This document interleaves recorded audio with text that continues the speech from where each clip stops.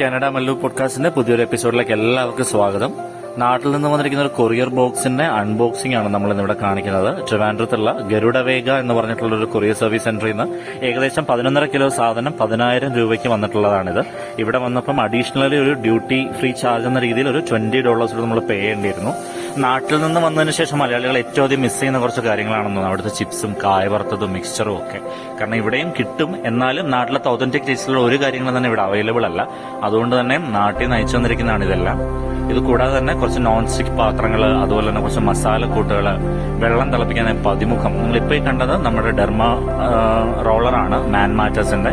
അതുപോലെ തന്നെ ചാറ്റ് മസാല, കസ്തൂരി മീറ്റി, പിന്നെ പതിമുഖമാണ് ഇതിനകത്ത് മെയിനായിട്ട് എടുത്തു പറയേണ്ടതായിട്ടുള്ള കാര്യം, കാരണം അതിവിടെ അവൈലബിൾ അല്ല.